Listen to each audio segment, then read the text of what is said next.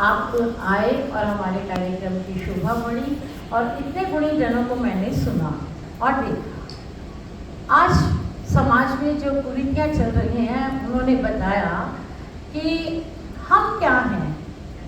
हम विदेशी सभ्यता को सिर्फ हेलो हाय में ही ले रहे।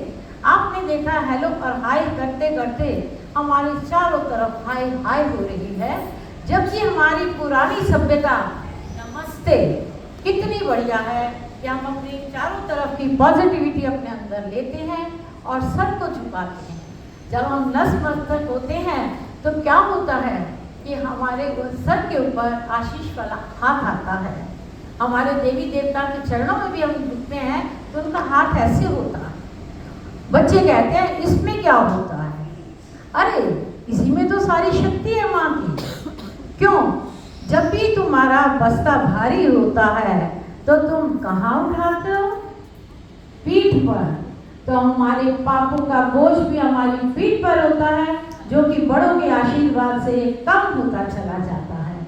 मैं चाहूँगी हर माता पिता अपने बच्चों को घर में पहले नमस्ते करना सिखाए। दूसरी बात कि हमारे यहाँ ओल्ड एज होम नाम की एक चीज़ घर करती जा रही है। प्यारे बच्चों, हमारे यहाँ होम नहीं होते थे।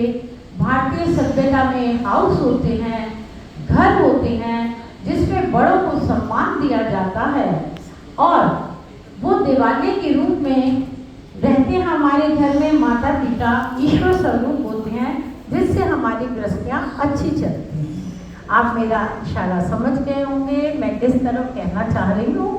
और आज यहाँ मैं देख रही हूँ पुरुष वर्ग अधिक है और पुरुष वर्गों को मैं एक प्रश्न पूछना चाह रही हूँ। क्यों नहीं लाने देना चाहते हो? क्यों नहीं लाने देना चाहते हो हमें इस संसार में? हमें नहीं लाओगे तो क्या करोगे? ये घर परिवार कैसे चलाओगे? अन्नपूर्णा, लक्ष्मी, सरस्वती हम ही तो हैं। हम ही तो हैं जो बच्चों को गलत और सीधी राह का ज्ञान कराते हैं और हम स्वयं भूखी रहकर अपने परिवार का पालन पोषण करते हैं। और तो और आज तो नारी पुरुष के साथ कंधे से कंधा मिलाकर और घर और परिवार और अपने व्यापार को साथ सामंजस्य बिठाकर पूरे देश और संसार को चलाते हुए अपने घर में खुशहाली लाती है, हर रिश्ता निभाती है। आपने देखा पुरुष लोग तो ऑफिस से आते हैं तो घर में सोचते जाते हैं अरे जाएंगे ना तो एक कप चाय पिए। आते ही ऑर्डर देते हैं एक कप चाय चाहिए। और लेकिन जब एक स्त्री, एक नारी ऑफिस से निकलती है तो उसके दिमाग में सोयो काम चल रहे होते हैं कि मैं जाऊंगी, माताजी पिताजी को चाय देनी है, बच्चों का होमवर्क कराना है, रात का खाना बनाना है और सुबह की तैयारी करनी है। घर में सभी सो जाते हैं लेकिन वो जागकर सुबह की तैयारी करती हैं। उसके बावजूद भी हम नारियों के हिस्से में क्या आता है? फटकार, डांट और कभी कभी तो हमें मार भी पड़ जाती है कुछ लोगों के साथ। और इसीलिए नारी को क्या कहा जाता है? नारी शक्ति।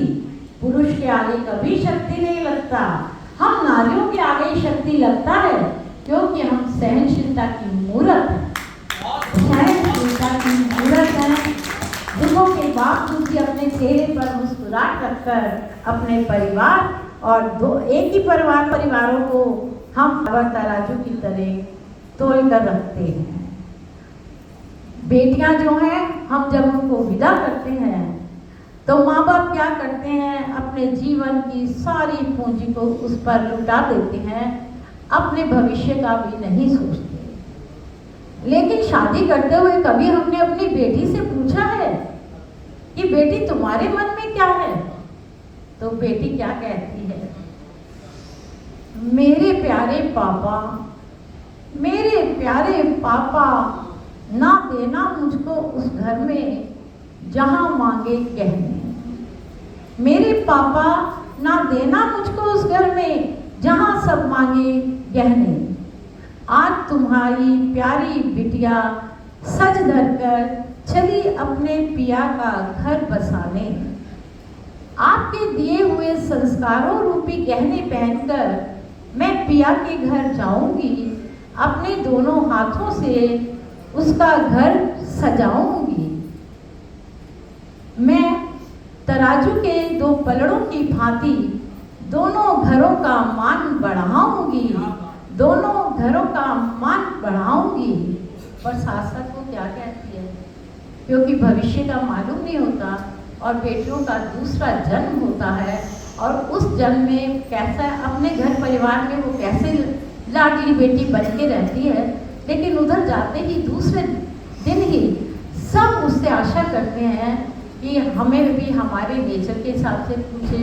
उसका स्वभाव कोई नहीं जानता और वो कैसे कैसे ससुराल में, क्योंकि उसने ससुराल के सभी सदस्यों का मन जीतना होता है, लेकिन उसका मन की व्यथा कोई नहीं जानता। तो अपने पापा से कहती है कि पापा, पापा आज तो मैं सारी बातें आपसे करती हूँ, अपने मन की व्यथा आपको ही बताती हूँ, पर तब मैं अपने मन की व्यथा भी आपको ना बता पाऊंगी, ना बता पाऊंगी, और मैं जीते जी ही घुट घुट कर मर जाऊंगी, पर मन की व्यथा